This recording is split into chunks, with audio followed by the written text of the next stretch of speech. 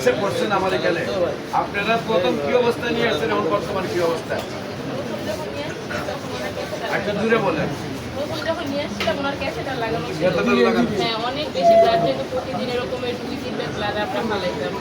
তো আস্তে আস্তে ওষুধ খাওয়ার পরে 1.5 মাস 2 মাসের মাসে 3 মাসের ভিতরে মোটামুটি এখন মানে ওনার করেই না। পরে আমরা ক্যাথেটার খোলা ফেলেছি 1 মাস পরে, যখন দেখেছি না ওনার ব্লাড আর যাইতেছে না, 1 মাস পরে ক্যাথেটার খোলা ফেলছি।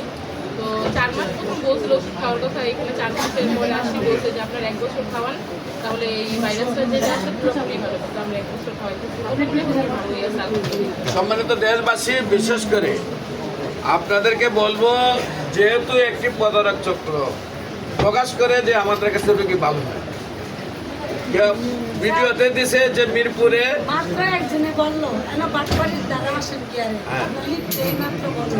এখন কিছু যেহেতু বাটপাড়ি দেশে রয়েছে, আমরা দেশটা কিন্তু নবাব সিরাজউদ্দৌলা আমার মির্জাফরের কারণে 200 বছর গোলামি করছে, কথা ঠিক কিনা?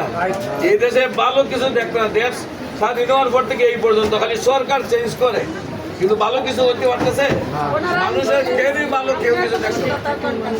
হ্যাঁ, এখন যে আজকে যারা রুগীরা আপনারা সুস্থ বলতেছেন, আজকে যদি আপনারা রুগীরা বলতেন সুস্থ হয় না, তাহলে আমি কি এখানে রুগী আনতে পারতাম? এখানে আসার পরেও আরেকজনের যখন 2 মাস খাই বললেন যে ভাই আমি 2 মাস খাইছি 3 মাস খাইছি কিন্তু আমার তো কোনো রেজাল্ট নাই, তা আপনারা এখানে বসতেন, আপনার দৌড়ে বাড়িতে চলে যেতেন নাকি?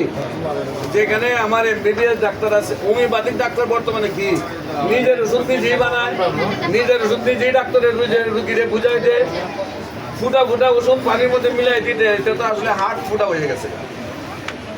এখন সেই ডাক্তাররা নিজের ওষুধ নিজে বানায়, নিজের ওষুধ নিজে বেছে, নিজের ওষুধ নিজে রুগীরে বুঝাই দেয়। সেইখানে আমার অ্যাসিস্ট্যান্টে 40 জন ডাক্তার, আরো আছে 40 জন ডাক্তারের পিছনে আরো 40 জন অ্যাসিস্ট্যান্ট, এটা তো প্রায় 70-80 জন ডাক্তার আমার পিছনে কাজ করে, সহ্য হওয়ার কথা না।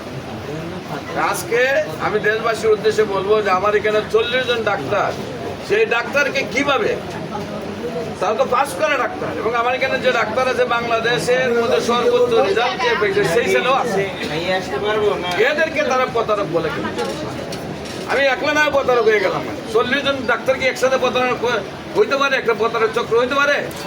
এটা দেশবাসীর কাছে বিবেচনা রাখলাম, প্রশাসনের কাছে বিবেচনা রাখলাম, এবং যে সকল সাংবাদিক বাইরে আছে তাদের কাছে বিবেচনা রাখলাম। এইসব হলুদ মানুষদেরকে আপনারা চিহ্নিত করুন এবং তাদের বিরুদ্ধে প্রয়োজনীয় ব্যবস্থা করবেন। আসসালামু আলাইকুম।